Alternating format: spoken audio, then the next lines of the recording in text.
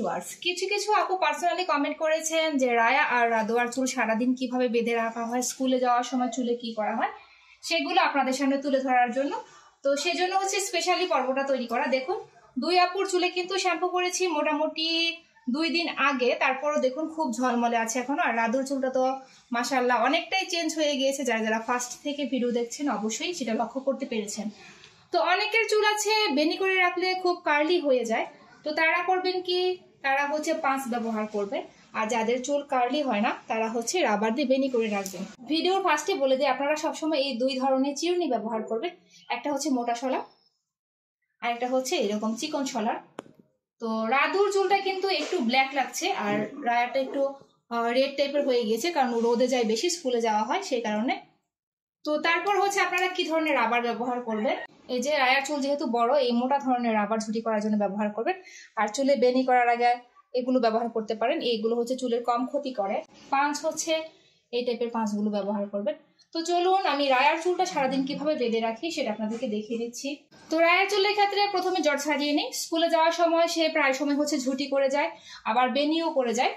এক একদিন সে এক একভাবে চুলটা বেঁধে যায়। তো রায়ার চুল হচ্ছে সারাদিন যেভাবে বেঁধে রাখি সেটা দেখিয়ে দিচ্ছি।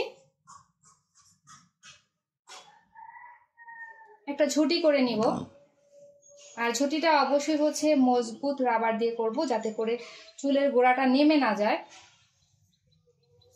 যাদের চুল এরকম বড় আছে তারা বাসায় এভাবে ঝুটি করে তারপর হচ্ছে চুলটাকে বেনি করে রাখতে পারেন। স্টপ দাও কিছু ক্লোজ।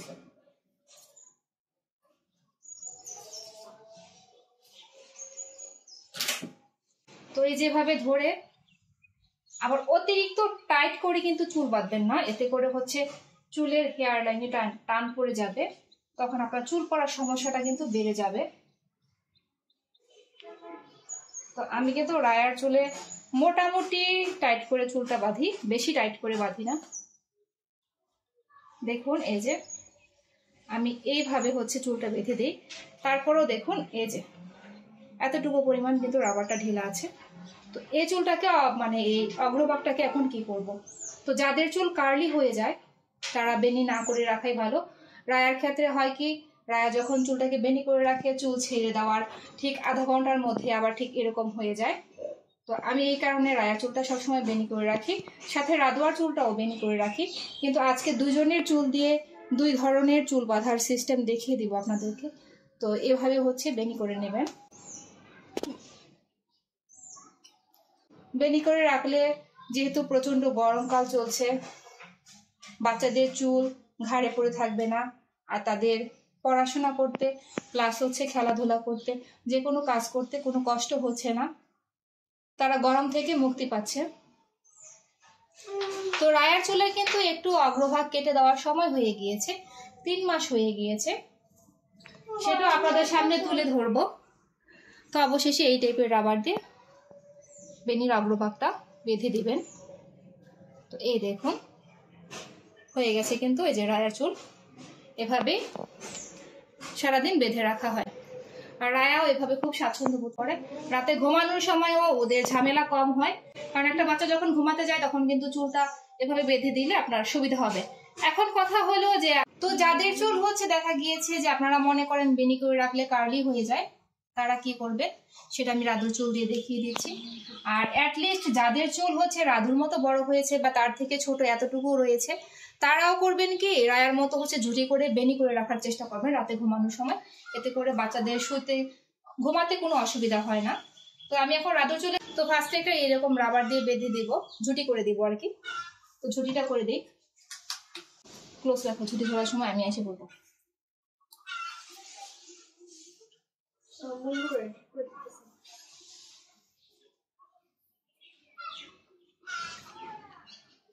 তো একই কথা বারবার বলতে হচ্ছে, ঝুটিটা কিন্তু বেশি টাইট করা যাবে না।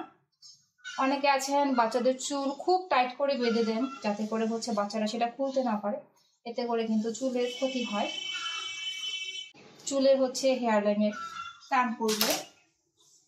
তো রায়ার চুল রাধুর চেয়ে বড়, রায়ার চুল বড় আর রাধুরটা চুল হচ্ছে ছোট, সেই কারণে রাধুর চুলে হচ্ছে আমি একটু কম মোটা রাবার ব্যবহার করেছি এবং একইভাবে দেখিয়ে দিচ্ছি। দেখুন এতটুকু পরিমাণ ঢিলা কিন্তু রয়েছে।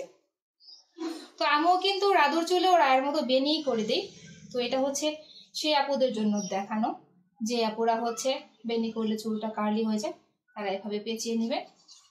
পেঁচিয়ে নিয়ে চাইলে হচ্ছে আপনারা এভাবে পেঁচিয়ে, যাদের চুল হচ্ছে রাদুর মতো তারা এভাবে আরেকটি রাবার আটকে দিতে পারেন,